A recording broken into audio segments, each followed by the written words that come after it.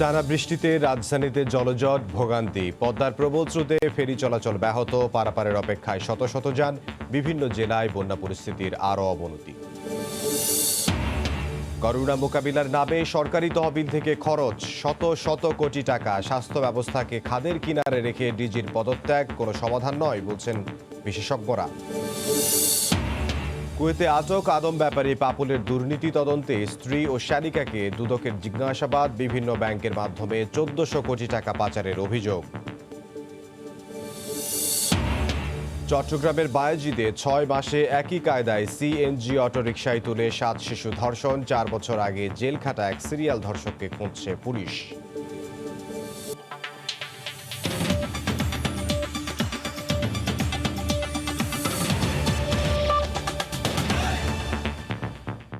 সময় সংবাদের সঙ্গে আছে আমি ইমদাদুল হক।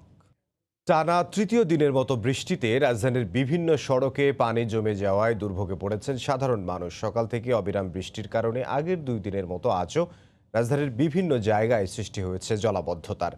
অলিগলি পেরিয়ে তলিয়ে যায় প্রধান সড়কও। অনেকে স্থানে হাঁটু সমান পানি ডিঙিয়ে নগরবাসীকে যেতে হয় গন্তব্যে। পানি জমে যায় ঘরবাড়ি, অফিস, আদালত, দোকানপাটেও। বিপত্তির যেন শেষ নেই, কি রিক্সা অথবা গাড়ি।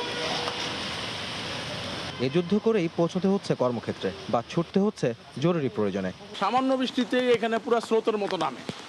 ড্রেনেজ ব্যবস্থা কি অবস্থা কি কোনো কিছুই বোঝা যাইতেছে না। যানবাহনে পানি ঢুকে বন্ধ হয়ে যাচ্ছে রাস্তার মাঝে। ভাঙা গর্ত থেকে উঠাতে বৃষ্টিতে ভিজেই তাই এভাবে চলা।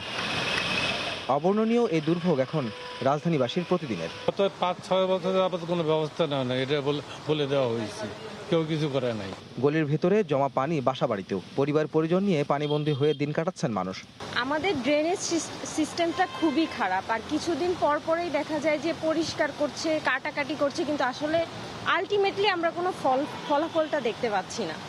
দীর্ঘদিনের অনিয়ম, পরিকল্পনাহীনতা আর দুর্নীতিতে জরাগ্রস্ত ঢাকা সিটির পানি নিষ্কাশন ব্যবস্থা নিয়ে অসহায় জনপ্রতিনিধিরাও। প্রতি বছরই হতাশার এই গল্প দীর্ঘ থেকে দীর্ঘ হচ্ছে। এর থেকে পরিত্রাণ চায় নগরবাসী। বৃষ্টি হবে আর জলাবদ্ধতা হবে না, এমন দৃশ্য সবশেষ কবে দেখেছেন নগরবাসী তা মনে করাও এখন কঠিন। সমস্যার সমাধানে বারবার সংশ্লিষ্টদের সমন্বয়ের কথা বলা হলো, কোনো এক অদৃশ্য কারণে আটকে আছে সেবা সংস্থাগুলোকে এক করার সে উদ্যোগ।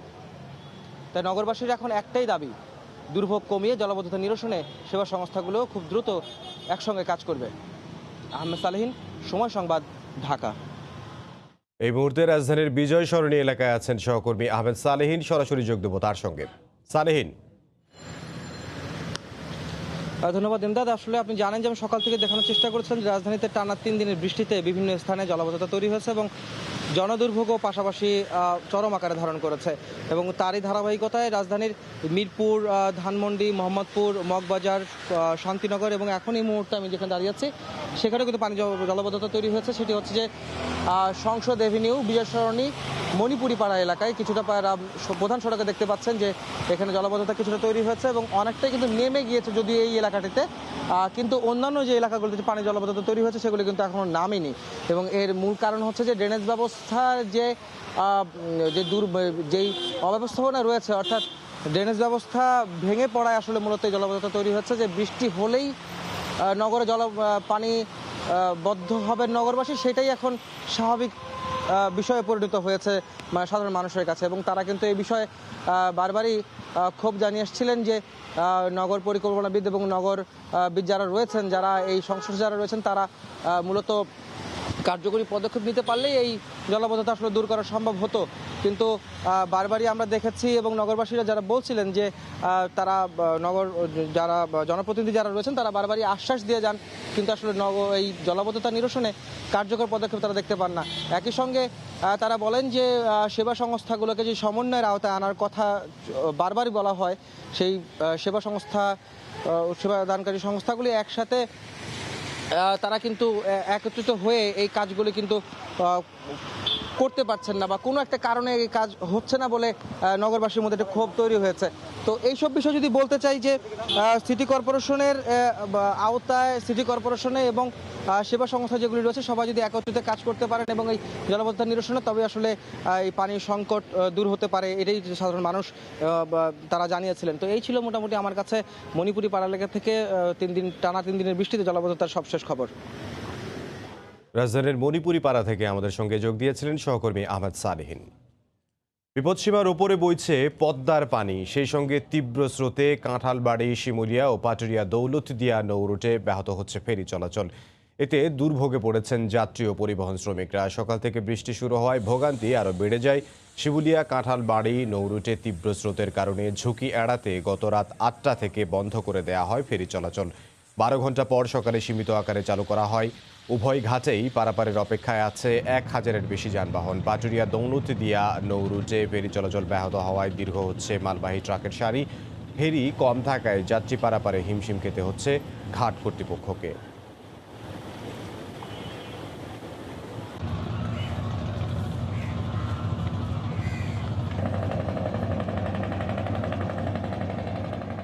এদিকে সুনামগঞ্জে বন্যা পরিস্থিতির আরও অবনতি হয়েছে, সে খবর জানাতে দক্ষিণ সুনামগঞ্জ থেকে আমাদের সঙ্গে সরাসরি যুক্ত হচ্ছেন সহকর্মী ইকরামুল কবির। যাচ্ছি তার কাছে।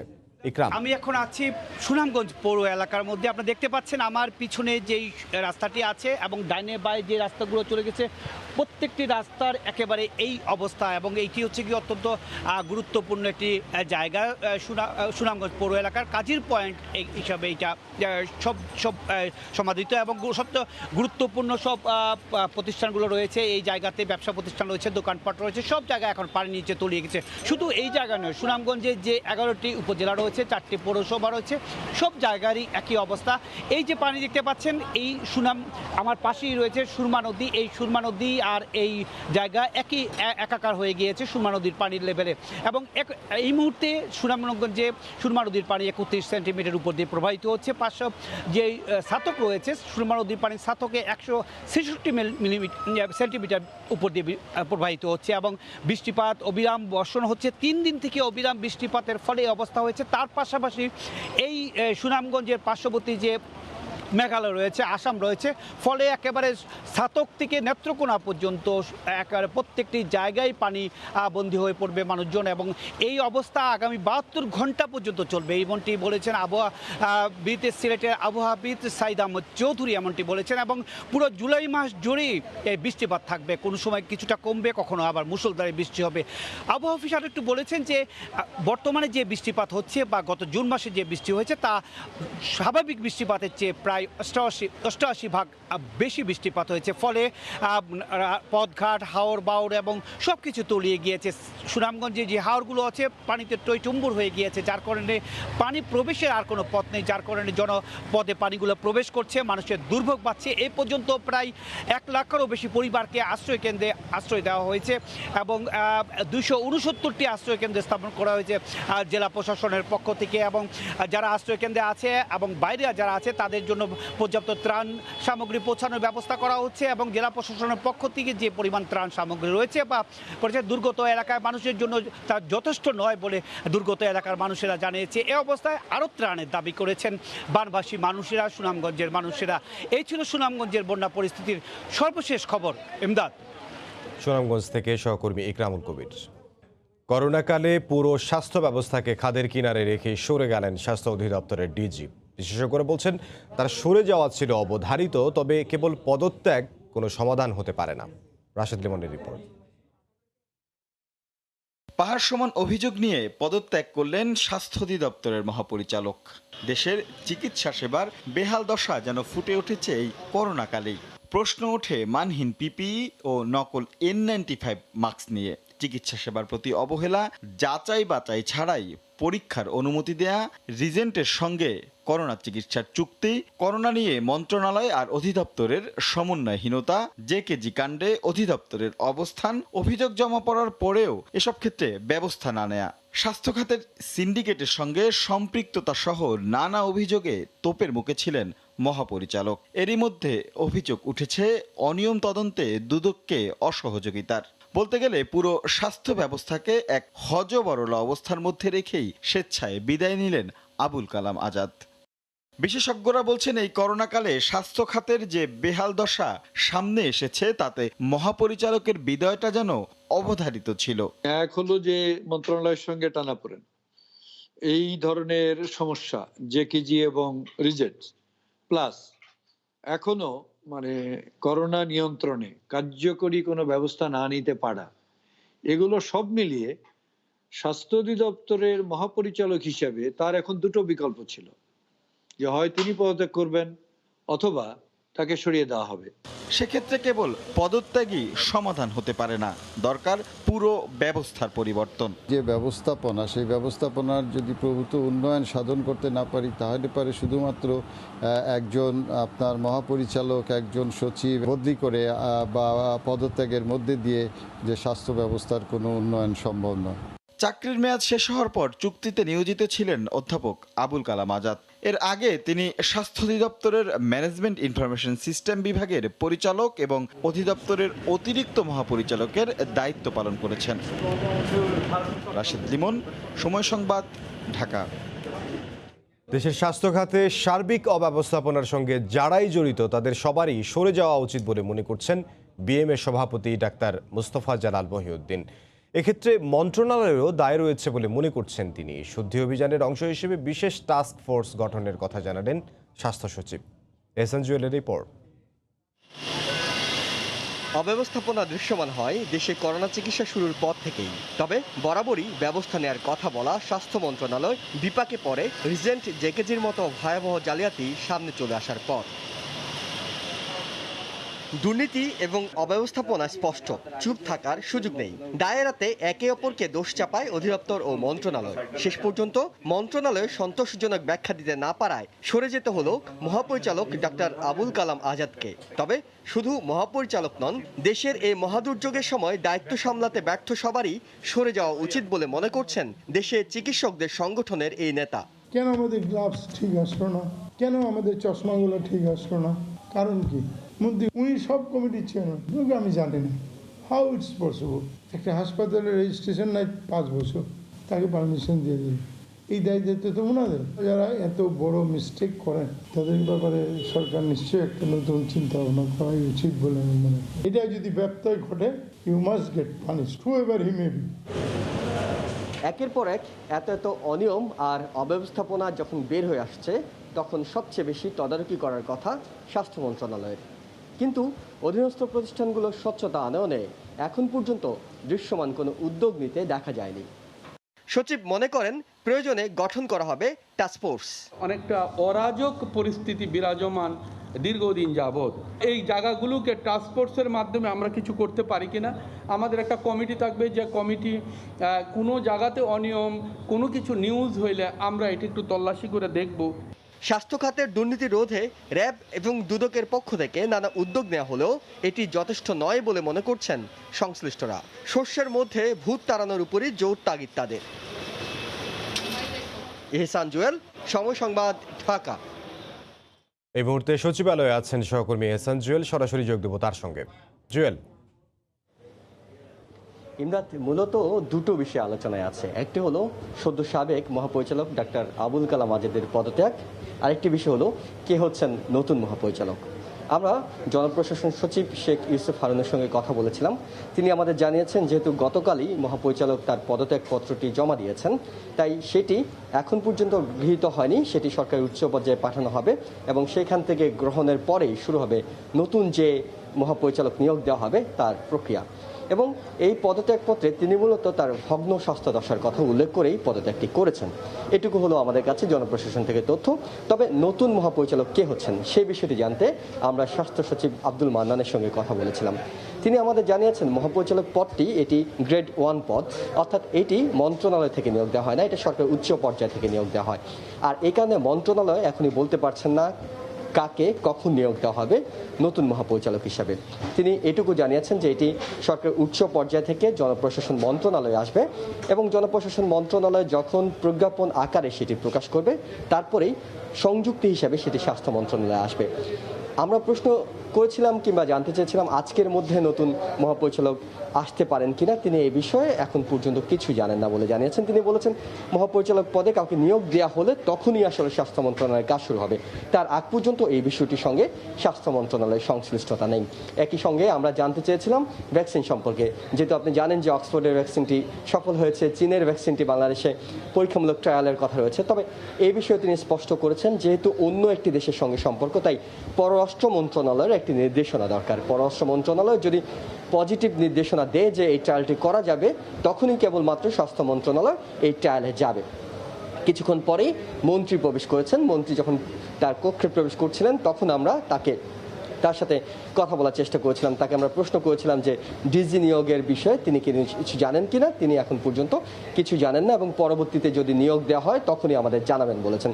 মন্ত্রী এই মুহূর্তে পার্সেজের একটি বৈঠকে জুম সংযোগে আছেন।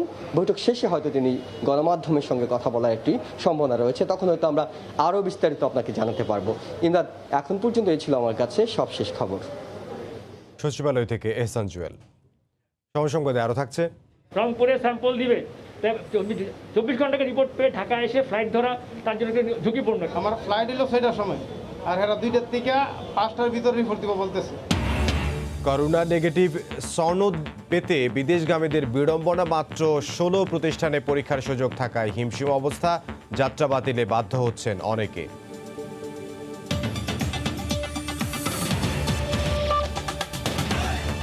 করোনা মোকাবিলার নামে প্রতি মাসে হাসপাতাল ও স্বাস্থ্যকর্মীদের পেছনে সরকার খরচ করছে শত শত কোটি টাকা, কিন্তু স্বাস্থ্য অধিদপ্তরের হিসেবেই 2 শতাধিক হাসপাতালে এই মুহূর্তে রোগী আছে মাত্র 4,500।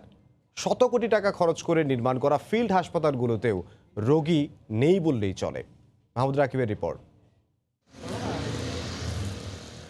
গত মার্চে দেশে প্রথম করোনা শনাক্তের পর থেকেই স্বাস্থ্য মন্ত্রণালয় ও স্বাস্থ্য অধিদপ্তর চিকিৎসা ব্যবস্থা নিশ্চিত করতে নানা পদক্ষেপ নিয়ে আসছে।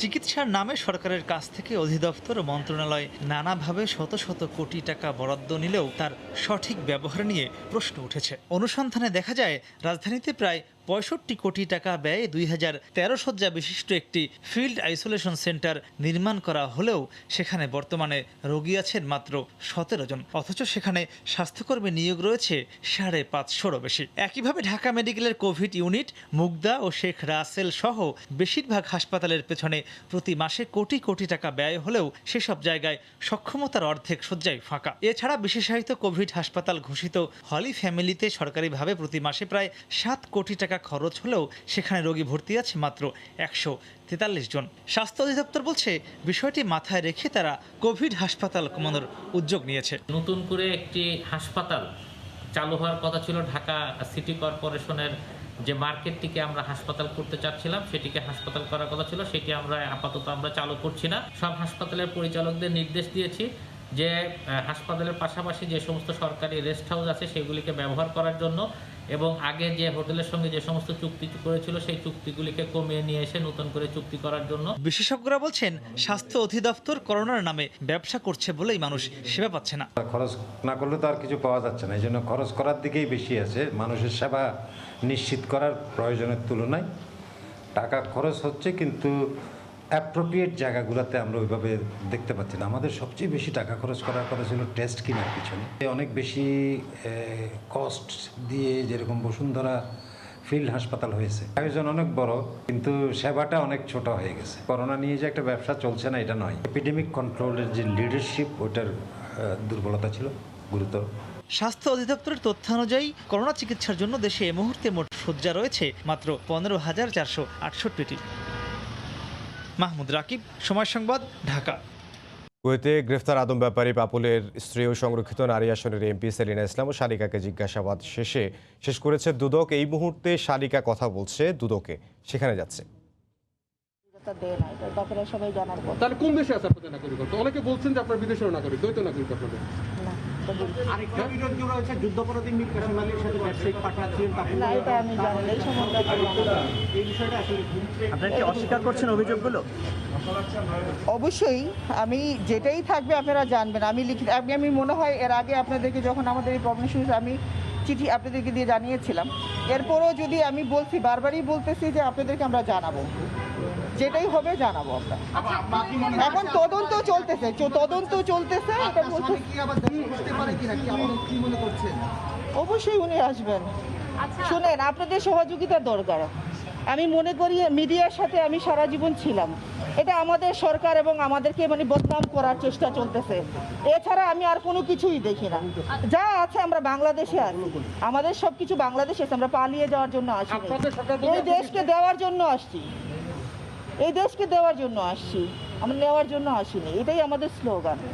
আর আমরা এখানের মধ্যে আপনারা যেটা জানতেছেন, এগুলো আসলেই ষড়যন্ত্রমূলকভাবে হচ্ছে। বিষয়গুলো এটা ষড়যন্ত্রমূলকভাবেই হচ্ছে।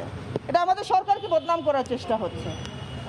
আপনাদের আমি মাঠে গঞ্জে দিয়ে আমি কাজ করেছি, আমি দেখছি, আমি সব কিছু রূবরু হয়েছি। পুরোপুরি এটা একটা ষড়যন্ত্র আমাদের বিরুদ্ধে। যেটাই হোক, এটা এখন তদন্তের মাধ্যমে, আইনের মাধ্যমে, যেটা যদি আমাদের কোনো কিছু থাকে অবশ্যই ওনারা জানবেন, আপনারা জানবেন, দেখবেন। আইনকে শ্রদ্ধা রেখে আমরা কাজ করতেছি, আমরা আসছি এখানে আইনকে শ্রদ্ধা করে আসি। ওনারা আমাদেরকে ডাকছেন, অবশ্যই ওনাদের ওই এখতিয়ার আছে ডাকার জন্য। যদি কোনো কিছু থাকে অবশ্যই আপনারা জানবেন। একটা বিষয় জানি, উনি তো কুয়েতে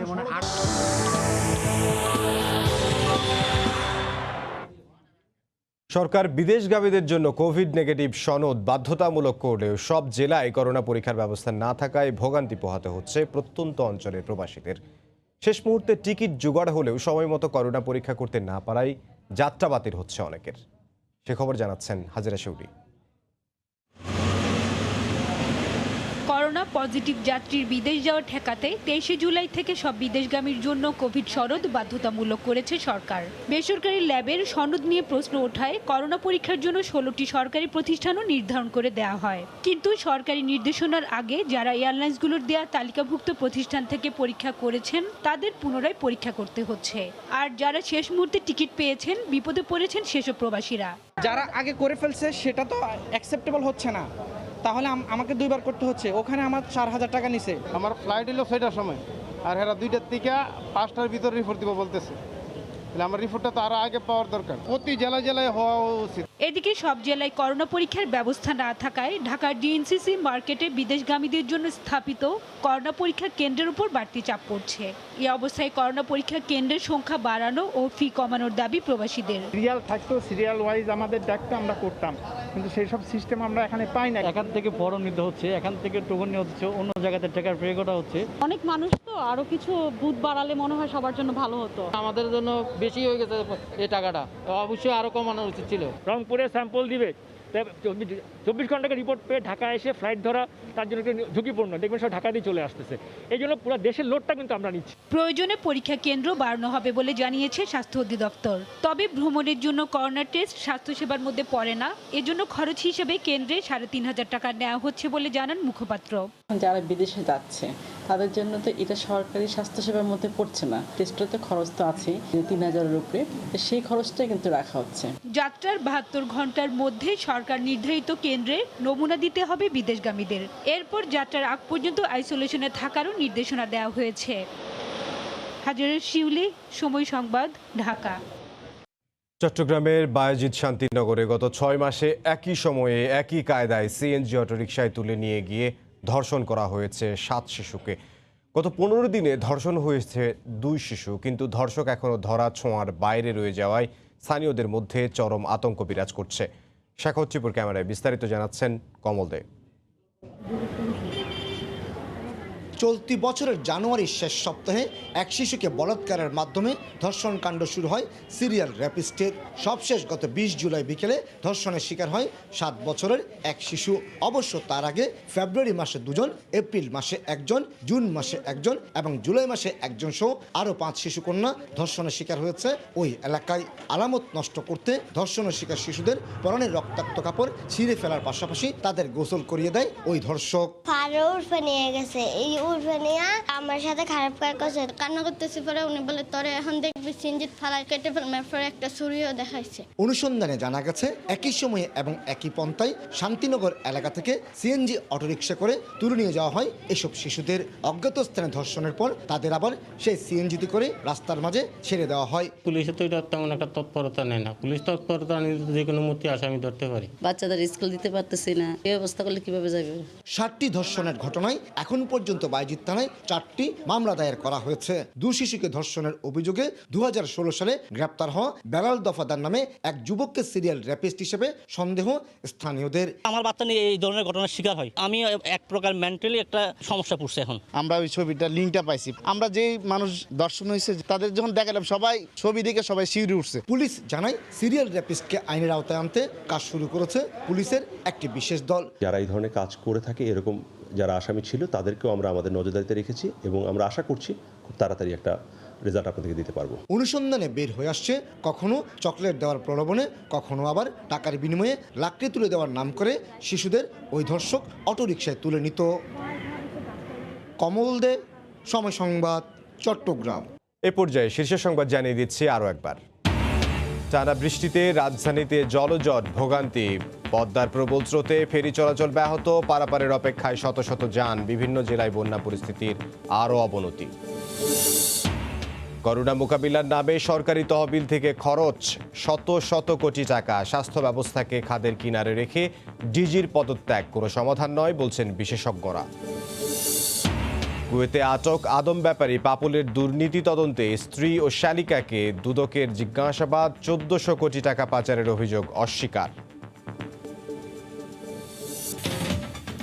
এই ছিল এখনকার মতো। যে কোনো খবর পেতে ভিজিট করুন সময়নিউজ.tv। আপনার মোবাইলে সময় সংবাদ দেখতে ও সব খবর পেতে ডাউনলোড করুন সময় অ্যাপ। এছাড়া এই মাত্র পাওয়া খবর মোবাইলে পেতে SMS করুন *PN লিখে পাঠিয়ে দিন 16242 নম্বরে। আর সঙ্গে থাকুন সময়ের।